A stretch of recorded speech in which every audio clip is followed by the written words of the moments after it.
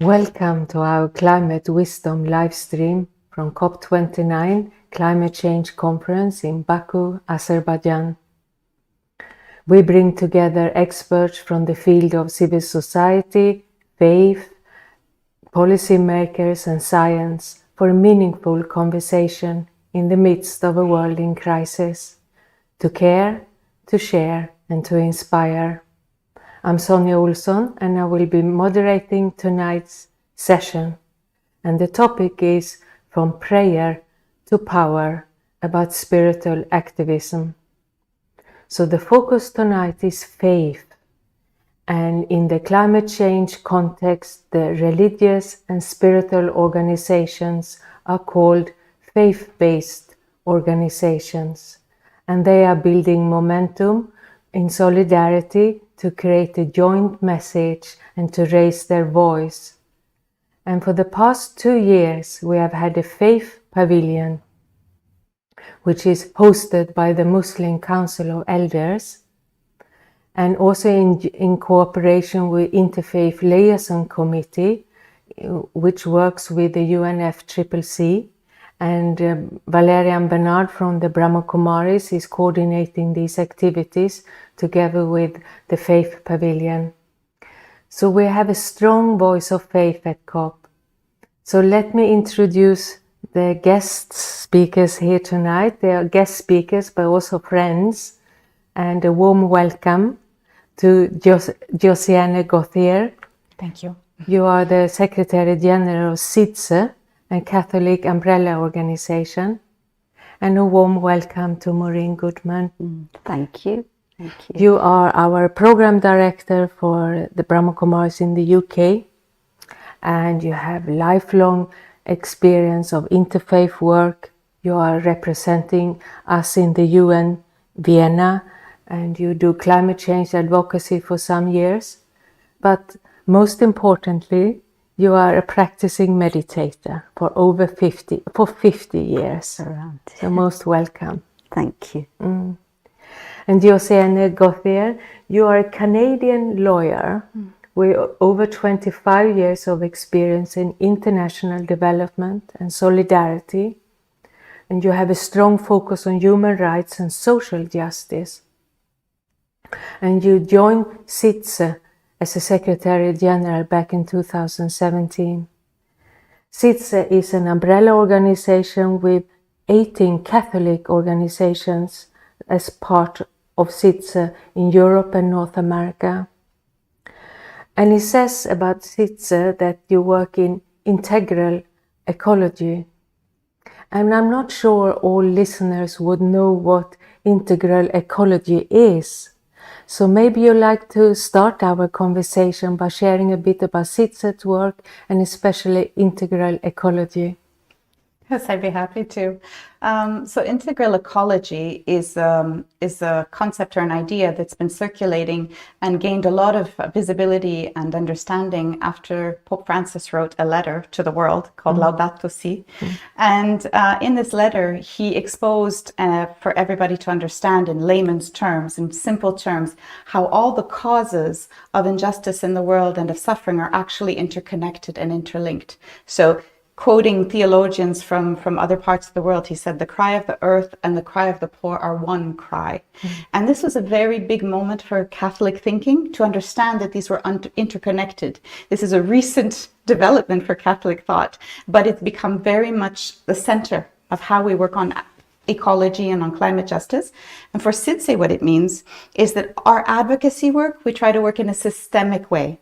So we address the root causes as being interconnected. There cannot be climate justice without social justice, without human rights, without peace. We have to connect the dots in the causes and then in the response as well. So our advocacy work is also linked to each other. Our work on human rights, on women's rights, on climate justice, on land rights, on corporate power. We interact our advocacy work and recognize the systemic nature and that it all stems from our own behavior and that our behavior in the so-called global north is intricately connected to the impact of communities and of our brothers and sisters in other parts of the world. And that sense of circular responsibility towards one another is what integral ecology is about.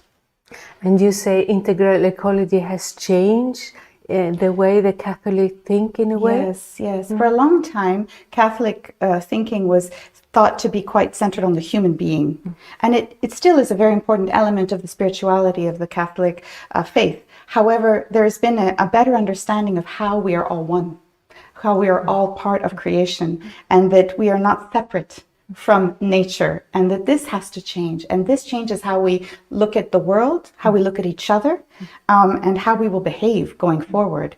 And there's also a call to change, to convert in the heart, so at an individual personal level, but also in a community level, and then to act politically.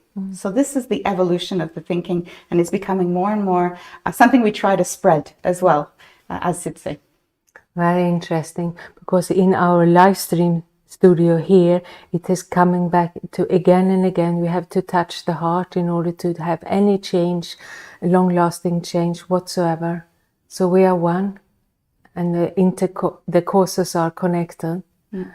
So Maureen, you have been doing a lot of programs in the Faith Pavilion and been part of many faith programs. So we are coming now at the end of the first week. So maybe can you share the essence of the message that the faith groups, the faith-based organizations want to put forward? What is it they want to tell the climate change negotiators, the politicians, the world? Thank you for having me here. Several concepts come to mind. Firstly, humanity, justice, equity, and interconnectedness. I mean, many other things too, but this is what comes to mind. And in terms of humanity, faith-based organizations have, as the Archbishop Julio had said in one of our side events, when we were talking about this, have a ministry of presence. So in other words, we are present there with communities, and we understand what's happening in communities and the needs of communities. And I think the essence of the advocacy really is to put humanity at the heart of decision making, rather than the numbers, rather than the economics, and so on. And even not just the science. It has to be humanity at the heart. Otherwise, you lose sight of, what really is happening within the environmental crisis. Justice and equity, as you know, this is known as the COP of finance. And when it comes to finance, countries do tend to, let's be polite and say, meander a little bit in their deliberations. Because basically, for there to be justice, the global north, people in the global north need to undergo a huge change in their lifestyle. Now, we, as just speaking from the Brahma Kumaris, but of course many faith groups, we do advocate a simple lifestyle, a less materialistic lifestyle, and vegetarian and vegan lifestyle. And, in order to be able to have justice, there needs to be equal respect for the sanctity of all life. So not just human beings, but the whole of creation, but also not just the global north, the global south. Every single living being, every single human being has equal sacredness and is equally precious to God. So I think this is the essence of what the faith-based organizations wish to convey, and we want to more and more have a voice, and we'd love that voice to be really directly in the negotiations, because this is a dimension that's definitely missing. I found that the faith-based organizations are developing very beautifully over the years, because we have to work together. No one will listen to a single religion on its own. They will only listen if we are in solidarity together. So you're talking about humanity at heart. Why is humanity not at heart anymore, Josianne? You talked about the cause. Yes. Well, I think humanity as a collective idea of us being one family, unfortunately, seems to escape a lot of the discussions. It becomes a very individualistic kind of approach, one state, one party, one interest, and it becomes quite self-centered in the way that the negotiations are happening, unfortunately. And the concept of humanity is not just that human beings should be at the center, but humanity in the broader sense of all of us together. That one group cannot advance if everybody is not together. That is a false idea that some might succeed and others too bad. That's not going to work. We all have to get there together. And this means indeed that some will have to stand back a moment and let others pass.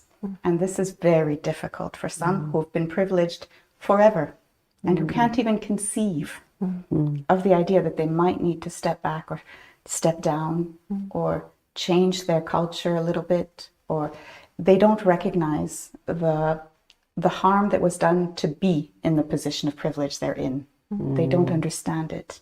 And that truth needs to be faced. And I think that the faith organizations can help. Can help to bring that truth. And it's not a blaming game. It's a situation of responsibility, of acknowledgement, of recognizing each other.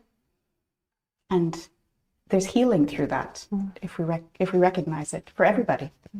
Talking about healing, you are a lawyer and Secretary General of CIDSE, but you're also a mother. You have 3 kids. Yes. And you are engaged in working with youth and children. And I know you're very passionate about it, but as a mother and as a person of faith, how do you address the growing anxiety in the young people today? We meet it everywhere, and we have Climate Psychology Alliance, we have many support organizations to deal with climate anxiety in young people. Yes, it's real. Yeah. And it's not just for young people. We feel it too. I think what's intense about young people is that they're living through things for the first time, every time, and they don't have the experience of how to have faced it in the past or how to have faced something similar. They need to learn to manage these emotions and the anger, not just anxiety, the anger and the grief. There's enormous sadness as well in the world. And these are very intense emotions to face. So one thing that I try to do, I mean, as a mother, you look at children and you don't want them to suffer, but you cannot prevent it. You can only accompany them. You can only be with them. You can only help them to find words, to find ways to process what they are feeling, because I don't want them to go numb. If they're sad and they're angry, it's because they care. And I want to nurture that. But I also want them to not feel disempowered, as though they have no way to face this. And that's the scarier emotion, powerlessness. So we try to find ways in which we can have actions where we feel somewhat empowered. The other element is not to feel alone. We're not alone. We're actually the majority who feel this way. Very powerful. To be with someone, just be with someone and accompany them in their fear and grief.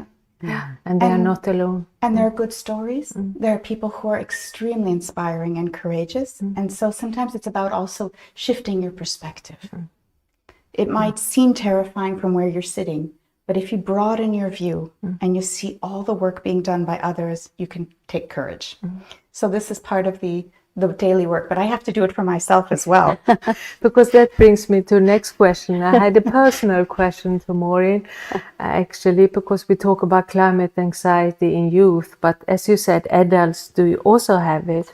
So, Maureen, do you feel anxious about the future sometimes?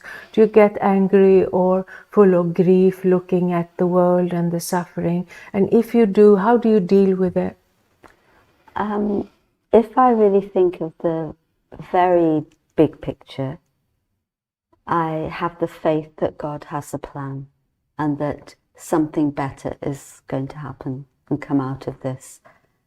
I think where I feel a little anxious is thinking, how do we get through for people to understand what needs to be done to get to that point?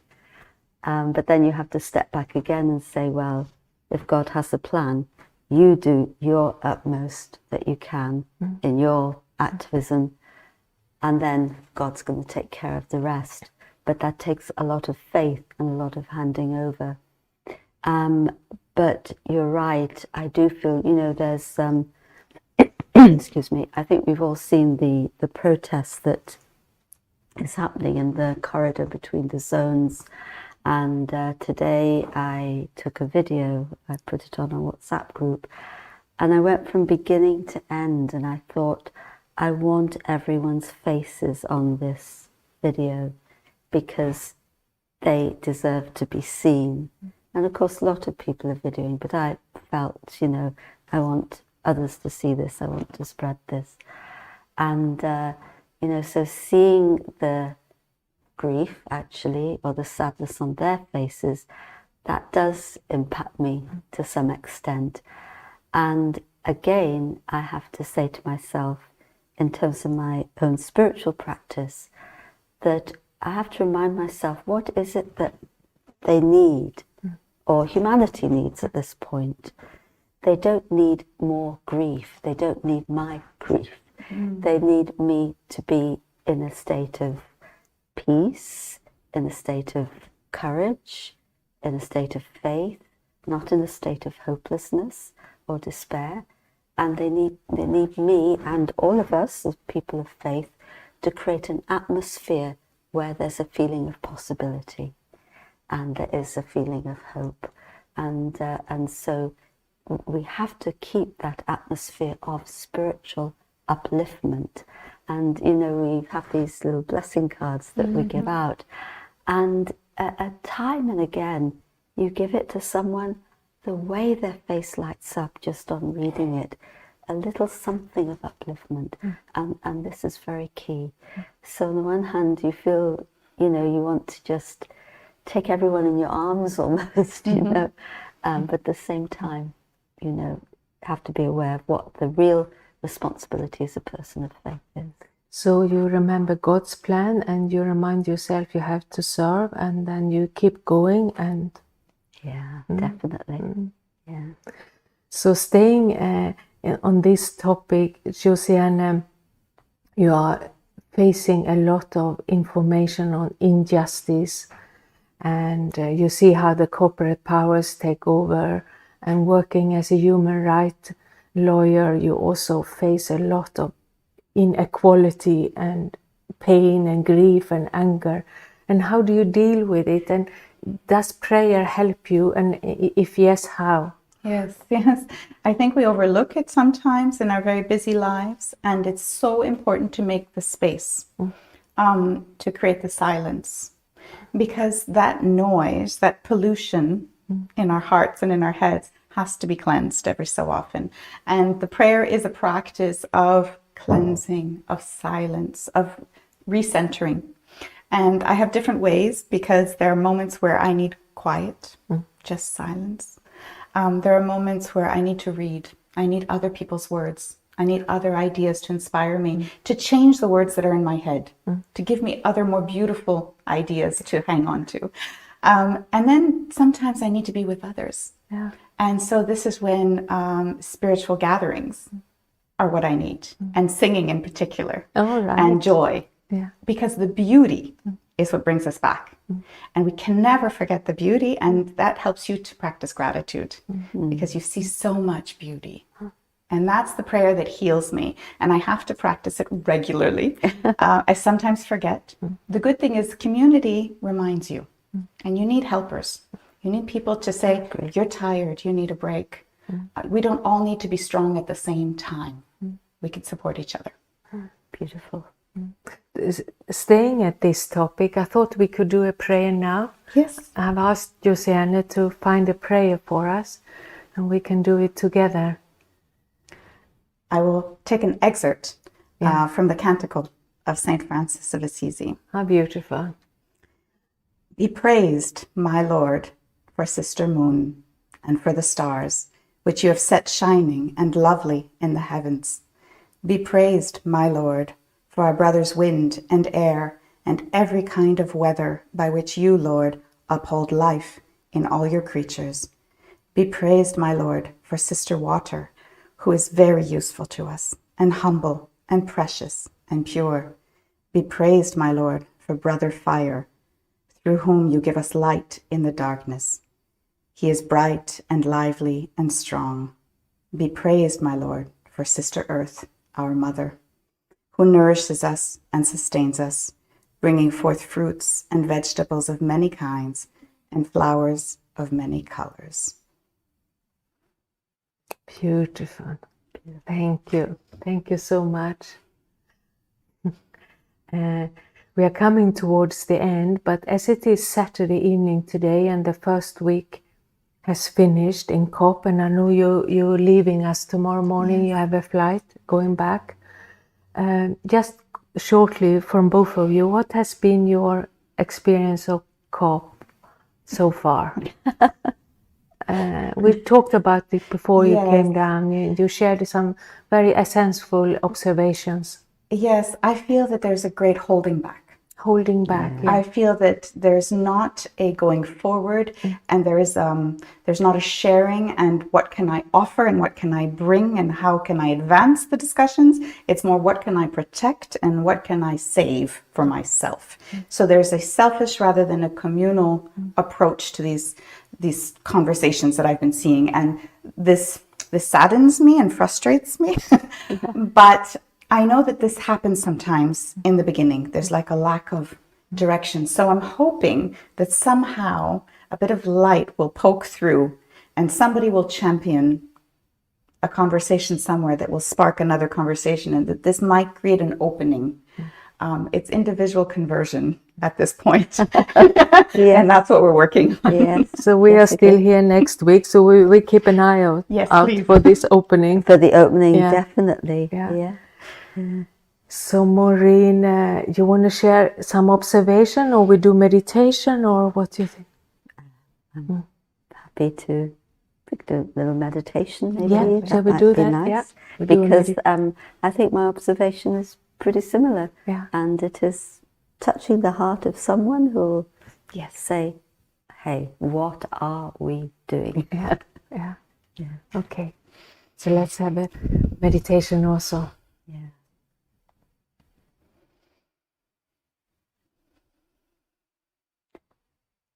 So I see the world. I see the chaos and the confusion.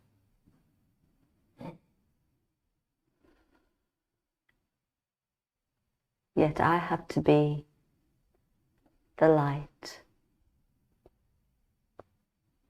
the candle in the dark night.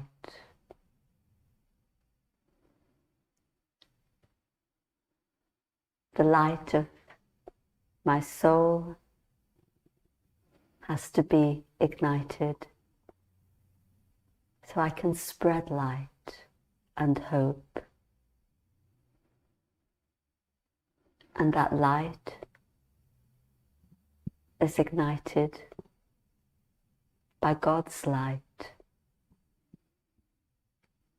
and God's love.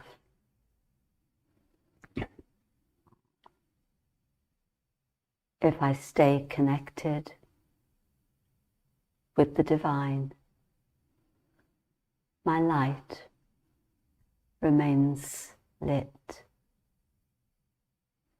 And from one light, many lights are lit. And the world becomes bright and fresh again. God is creating a new dawn for all of us and all living beings.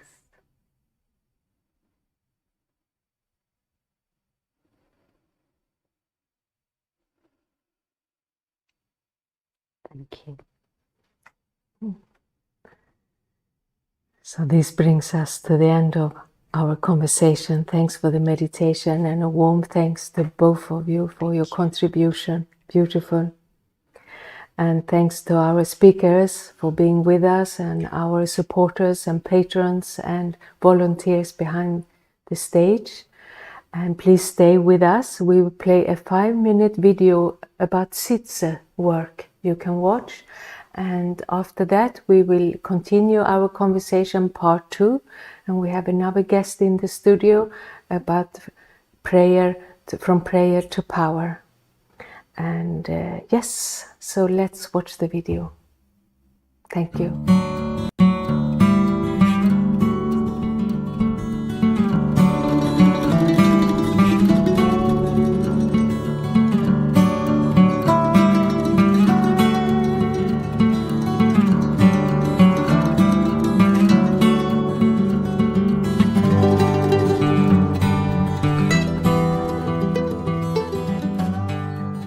Describe the vibe as being very calm, as we're given the opportunity to discuss some quite difficult topics and some quite thought-provoking topics. It's really full of benevolence. We can really feel that everyone is here for the same reasons. We came here from all of different backgrounds, but we can feel that everyone is really nice, that we came for good values. Everybody has just been so passionate about what we do, or what we're trying to do here. All these people from all these countries, when you walk passing them, you always get a smile. When you want to talk to someone, there is always one or even more who want to listen.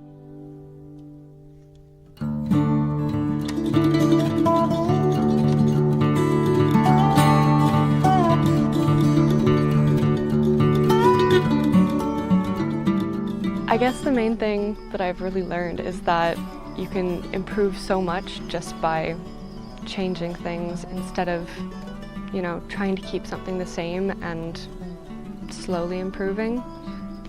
There's so much inspiration behind, taking something like Casa Velha in a totally new direction. It's the way to live, it's a pace of life.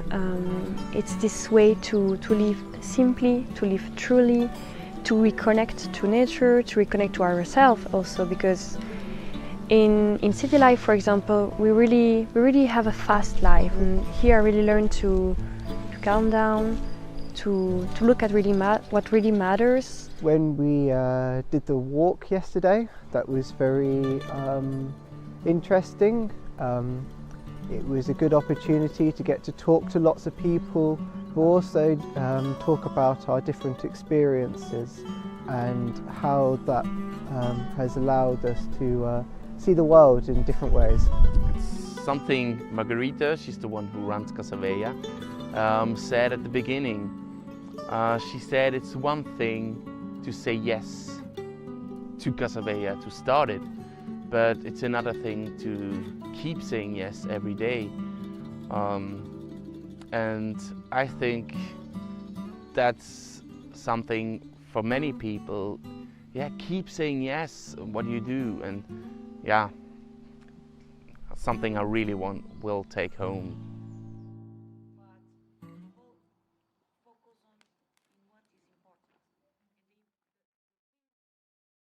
Dear planet. Dear planets. Dear planet. Dear planet, I thought I would let you know that there are people out in the world that hear your cries. I'm really sorry for all that we have made you live. I'm aware that we are not always good to you. I'm sorry for all the damage that we've caused and thoughtlessness of our actions for so long.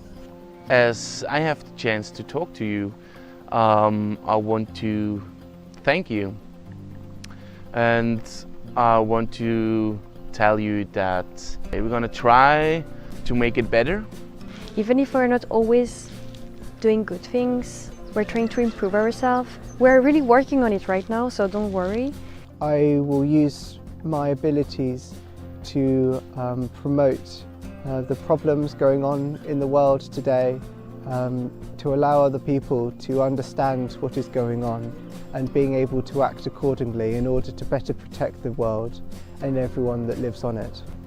We're gonna try keep saying yes to you and to us, and we're gonna try to do it step by step. We're gonna start locally and we're gonna do it everywhere.